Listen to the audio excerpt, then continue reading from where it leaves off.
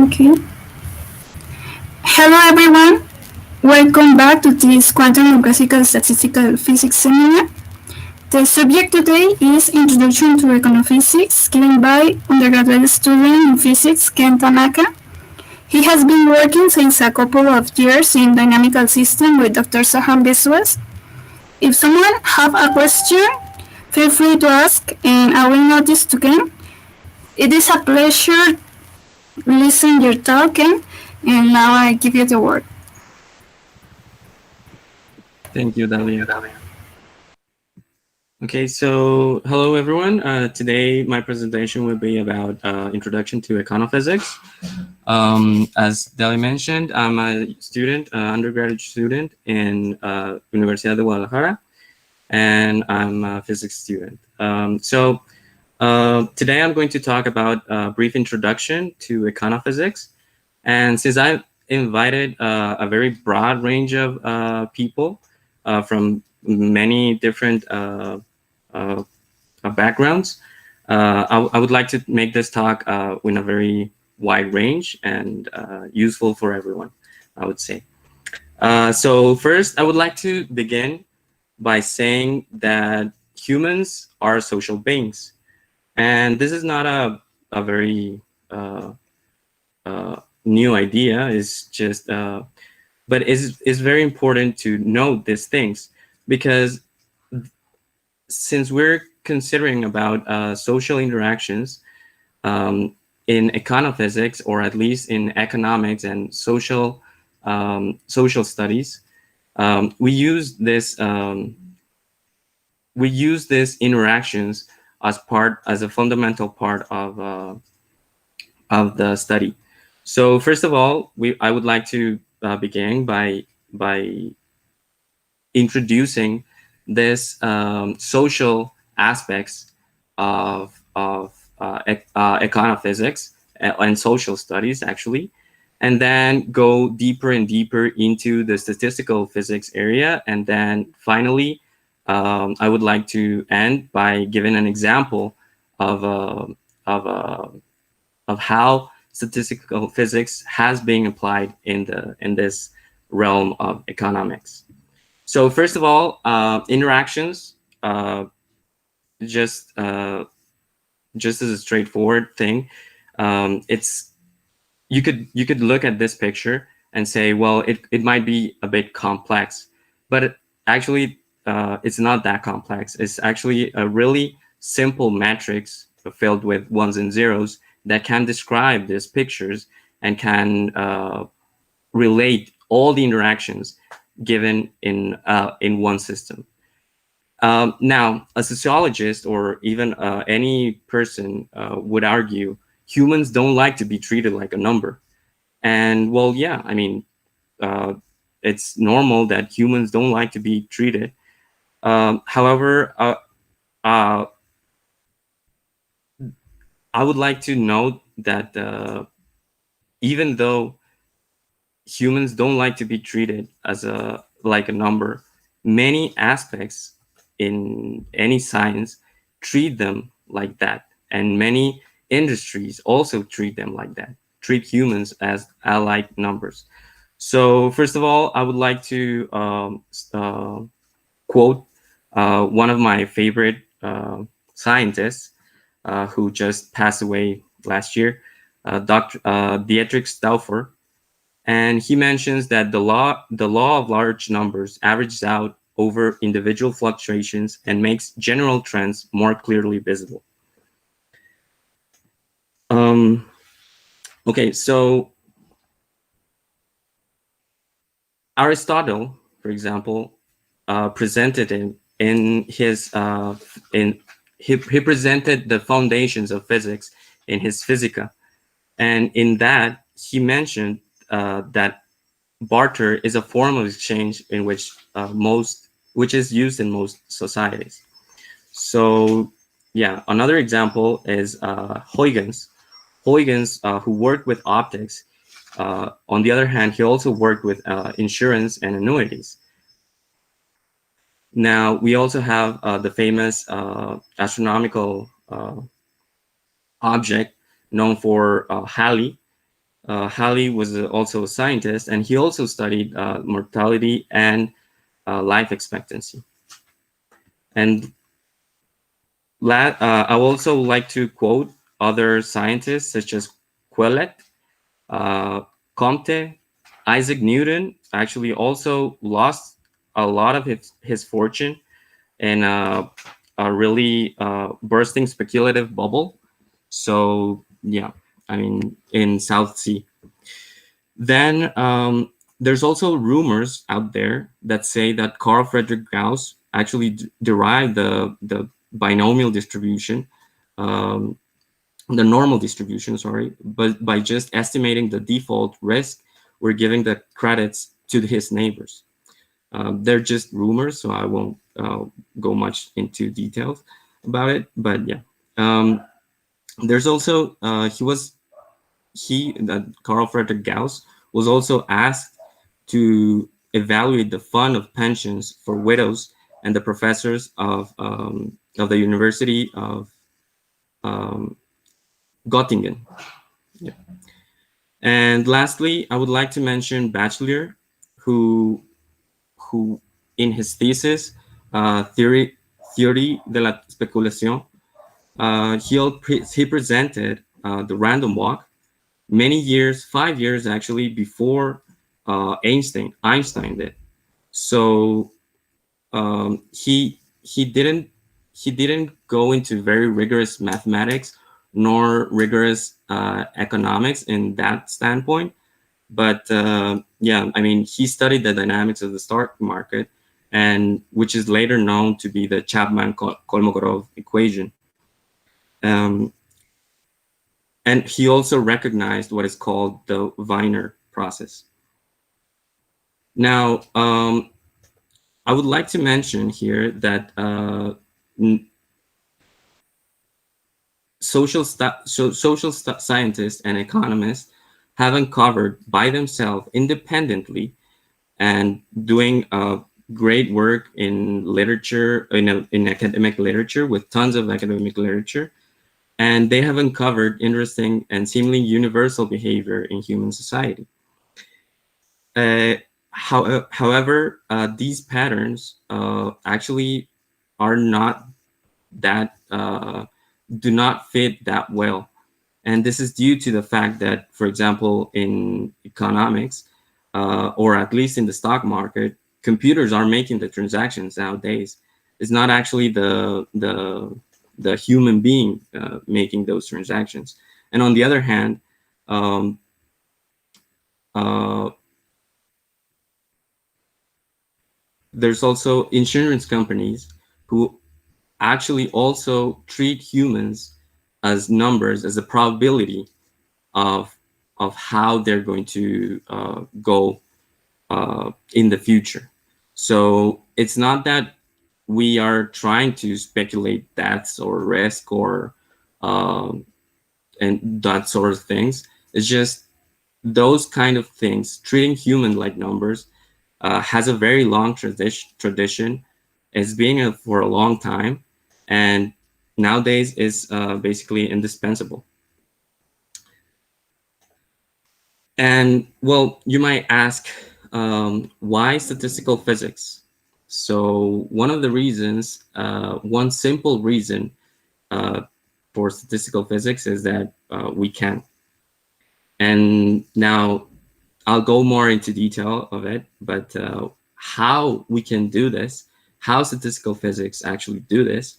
Well, first of all, since many laws of nature are statistical in origin, it makes statistical physics a useful subject into the field of physics. Now, on the other hand, statistical physics has been developing in a very general framework. So this makes useful into to be applicable in other fields such as biology, computer science, even geoscience. Now, there's also another thing that statistical physics actually treat the basic entities as particles. So treating them as particles, so those treating them as particles can be basically anything, right? It could be human beings, it could be the stock market, the price of the stock market, or any stock per se. And yeah, I mean, those can be treated as well as particles, and it really doesn't make any differences. The what it makes differences is the transitions and the emergence that we're trying to study on them. And we make them by just measuring things, measuring, relating their behavior with particular measurables that we can obtain, and we can predict the, the, the behavior of it. Lastly, we're interested in what's known as scaling and universality.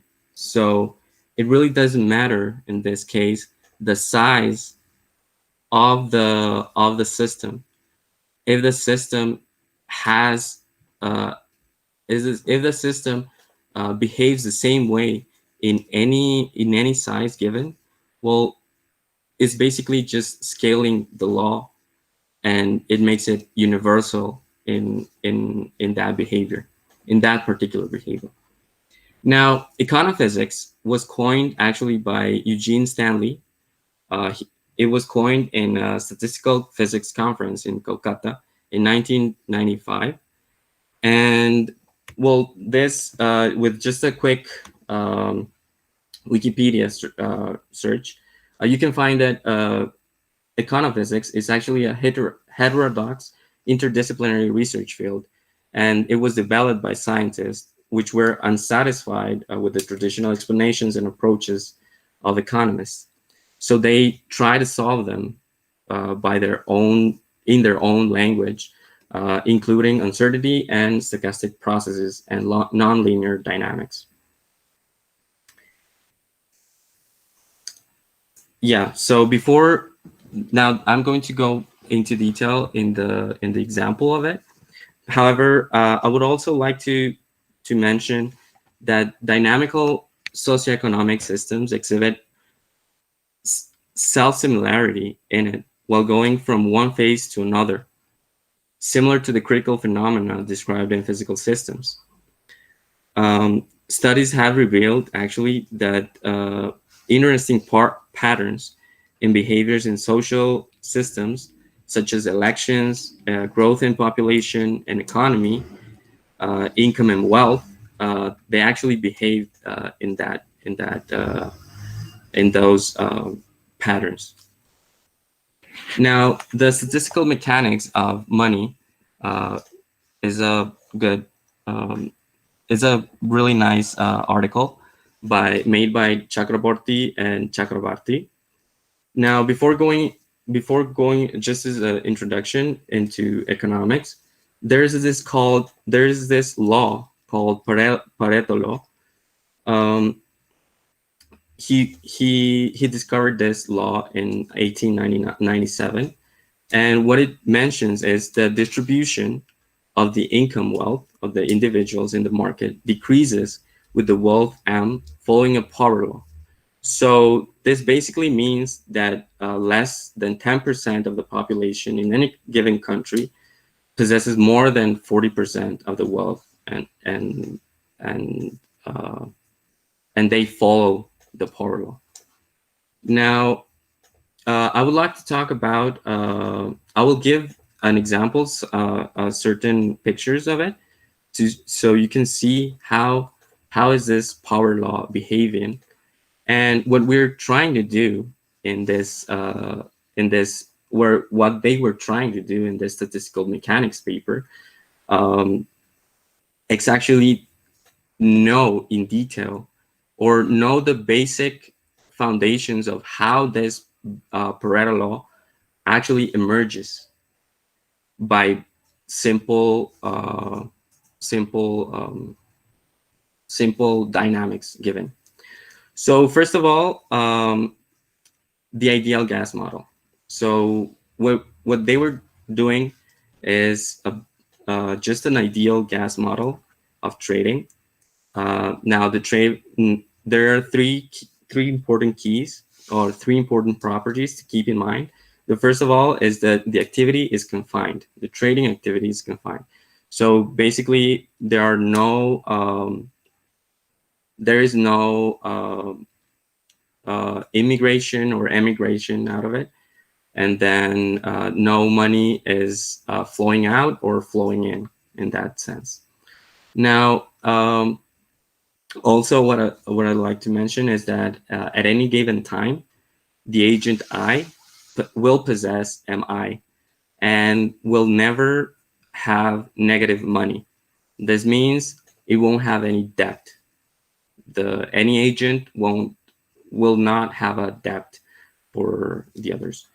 Now, also, the total amount of money given in exchange of any two arbitrary agents with money MI and MJ is locally conserved. This is the sum of their money is conserved, and no income or outcome will be presented in those cases. No wins or losses in that sense of the total amount of money. Now, in this slide, I would like to show a few data that has been presented in many different articles. There's and yeah, I mean, they present different times or different years, and they all show that this Pareto law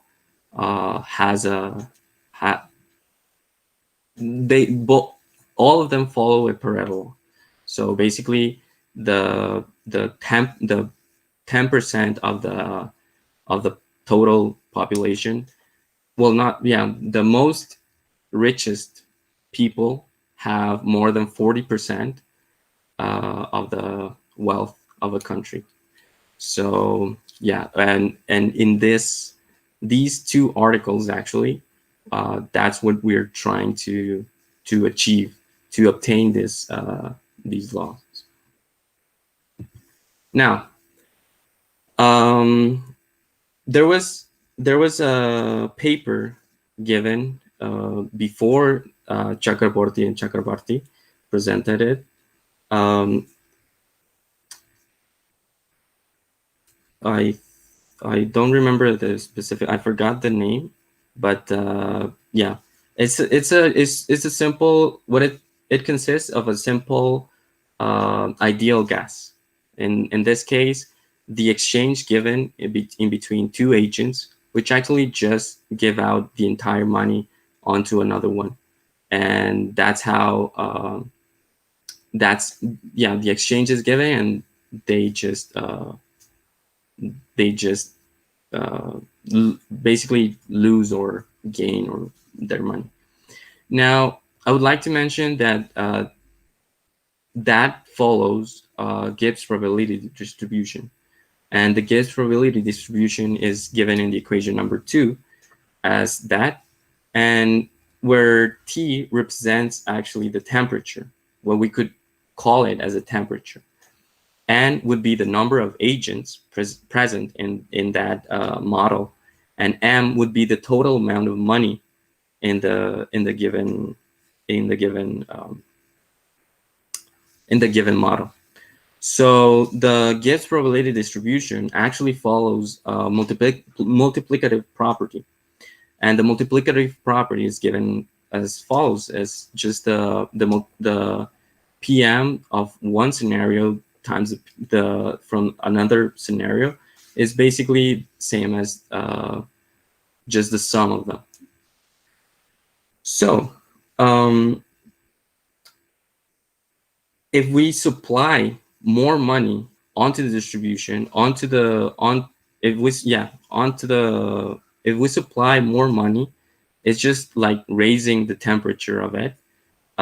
What it will do is just increase the width of the distribution. But it will basically or eventually, no matter how uniform or justified the initial distribution of the wealth of each individual, most of the individual will have zero or nearly zero amount of money. And that's in the very when the time tends to infinity, basically. So we were Chakraborty mentioned one property, which they named a saving propensity, and they established that no economic agent, no individual basically, will trade their entire money that he or she possesses without saving a part of it. And they called this marginal propensity to save as lambda. So just by considering that simple change or structure, we'll actually change some of the dynamics given in place. So first of all, we will fix that lambda. And this is important because there is another paper 3 years later, which is not fixed. So in this scenario,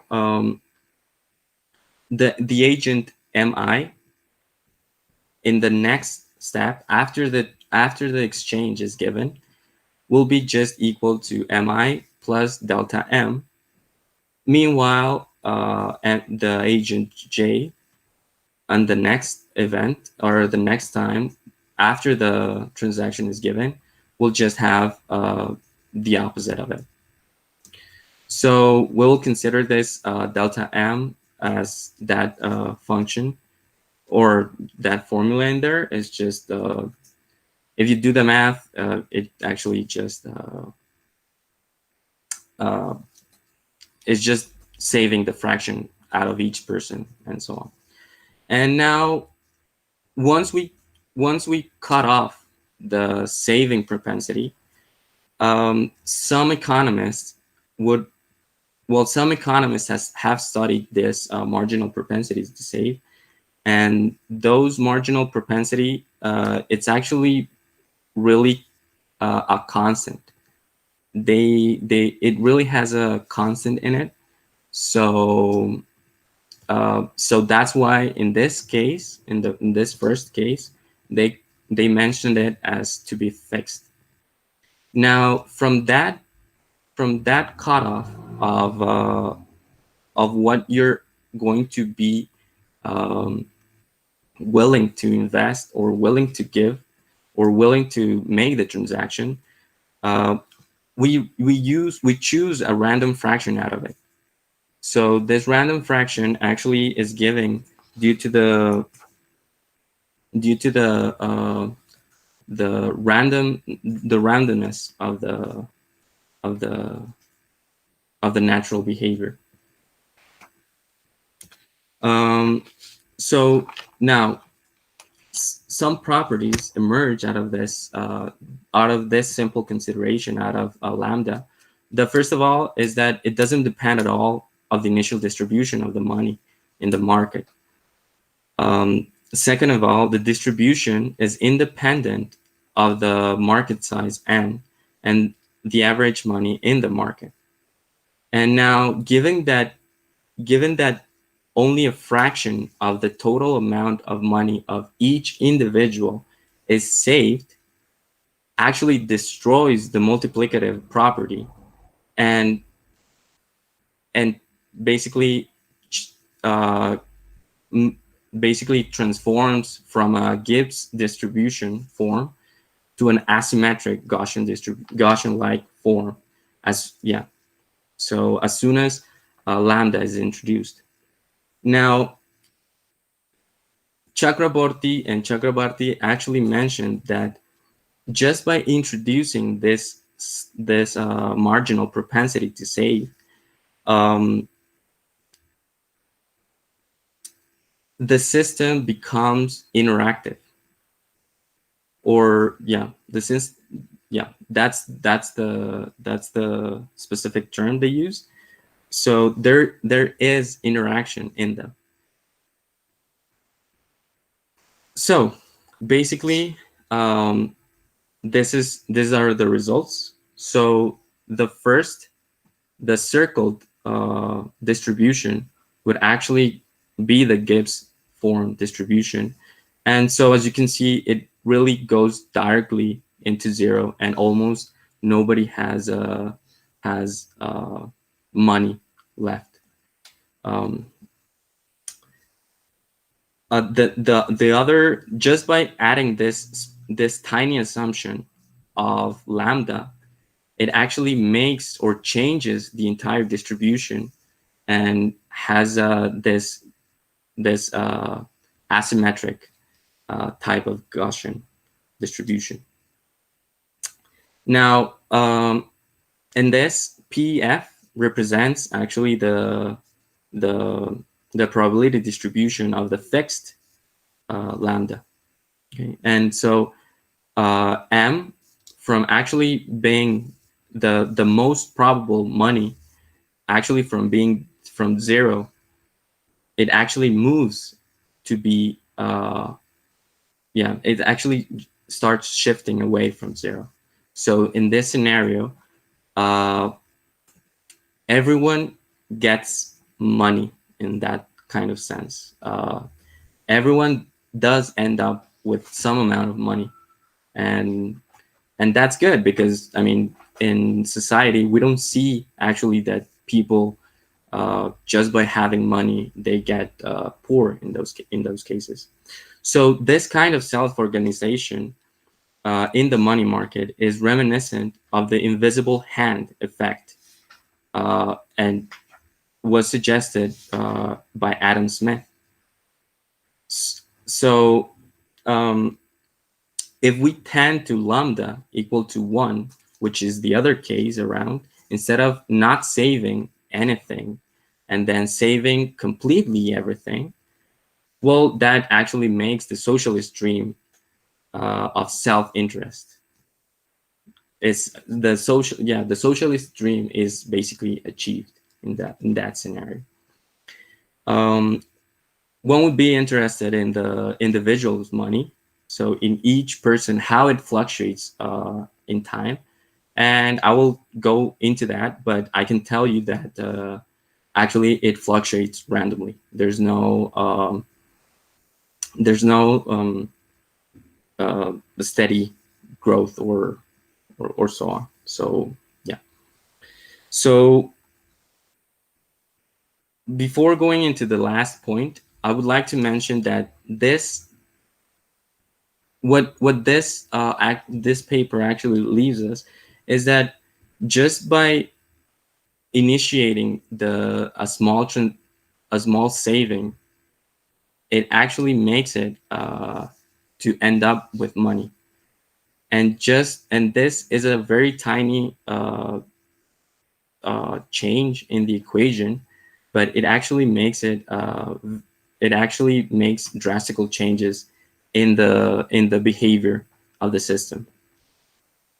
Now, lastly, in the last point, I would like to mention that these trading has been given into many variations of the lattice. For example, it has been given into a compact, or even a fractal, or even in a small world network, and there has been no change. They always behave the same. So that's another interesting point, in the sense that it really doesn't matter in what kind of lattice or what kind of network or what kind of structure you're into, it will always give you the same behavior. 3 years later, Chakraborty and Chakrabarty presented another the next step of this model, and they introduced lambda which is inhomogeneous parameter. So what this means is actually lambda, the marginal the marginal saving propensity will not be the same from one individual to the other. So I might have a particular constant of marginal propensity, and another person would have another constant of marginal propensity, and those can even yeah, that's it. Now, just by adding this inhomogeneous parameter of lambda I and lambda j, first of all, they were initially distributed, uniformly distributed, and those were with just ranging from 0 to 1. And then they added another distribution, which goes as rho of lambda equal the lambda sub 0 minus lambda to the alpha. And they actually did not see any big difference in them. So the exchange given in any transaction is, it will actually change to this delta m, a bit different from the previous delta m. And on the left hand side, on the right hand side, sorry, you can see actually how those just by adding this inhomogeneous parameter, we can actually see this Pareto Law,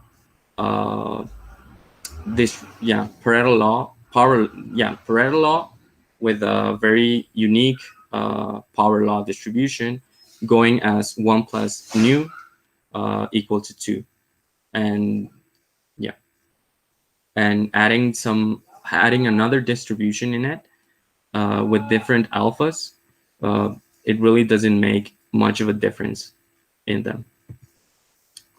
So lastly, I would like to present these graphs, which are basically the monetary value of each individual in time, and they behave, as you can see, they behave very randomly. On the right hand side, there's the lambda to be uniformly distributed, and with a fixed lambda uniformly distributed. And on the right hand side, you can actually see the inhomogeneous property of lambda. And yeah, I mean, when lambda is equal to 0, you can actually see how drastic or the money fluctuates between one and another, and most of the time it relies on 0. However, as we go to increase lambda in it,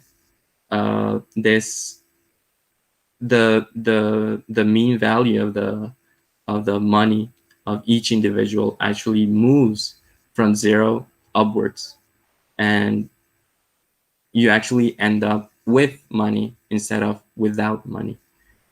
And so yeah, so as you can see, as we can recall, these are the pictures of just having a lambda with a very inhomogeneous between each individual, and this power laws of the actual obtained data from different countries around the world. So yeah, you can see actually that they really follow similar behavior in it. So one of my conclusions is that nowadays nowadays social scientists and economists have actually have done a very great job making up the foundations of modern economy. However, since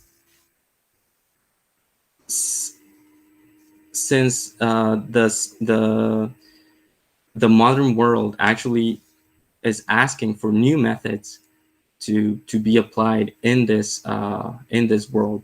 So this is an invitation actually to not only social scientists or economists, actually to also physicists, that there is or there are other worlds to be that can be interesting to be discovered, and to provide new perspective and new aspects out of it.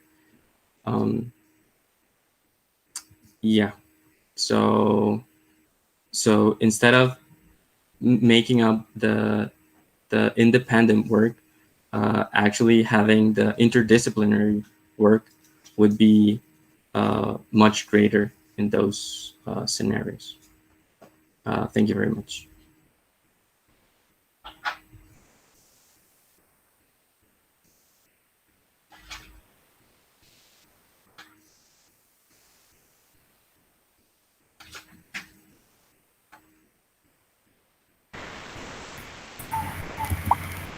Someone have any question?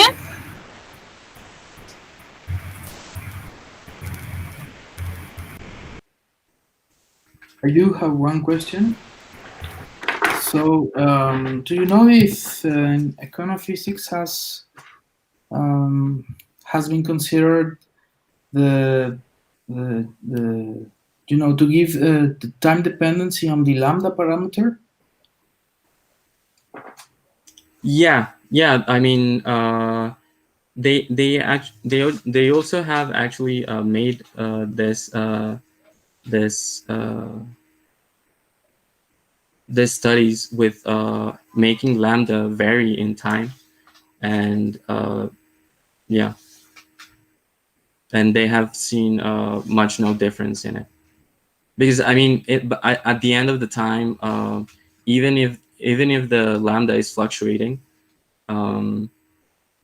it depends on how it fluctuates, right? So having a mean, having a distribution that lambda tends toward some particular function, which will just basically rely on the previous examples.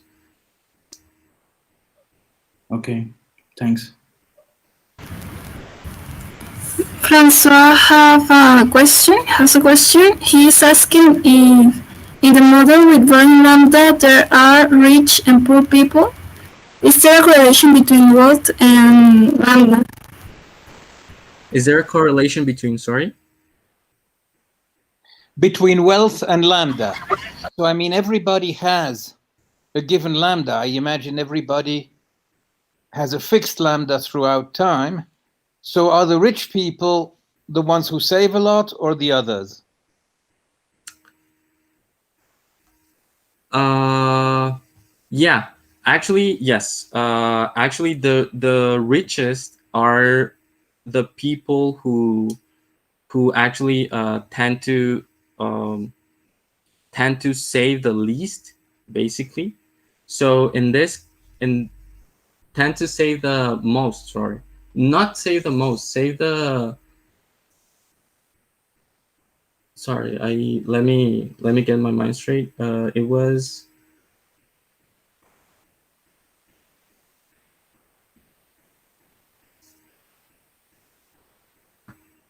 It was.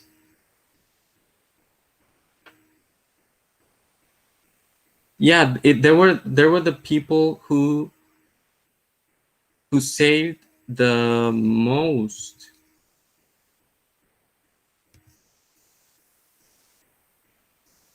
Save the least. I would say save the least in this case.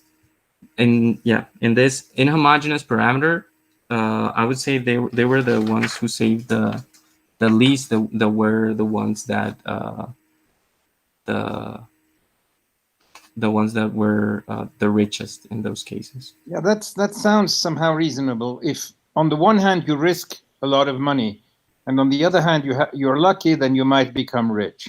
Yeah. Sounds reasonable, but I was wondering precisely.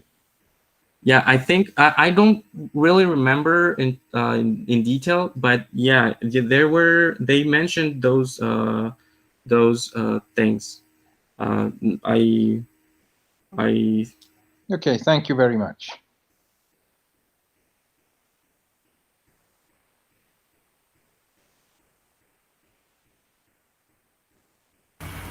More questions?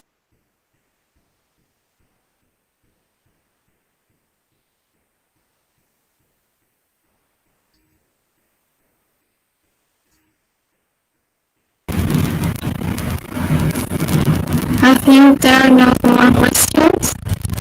So thank you, Ken, for this talk. I think it's all.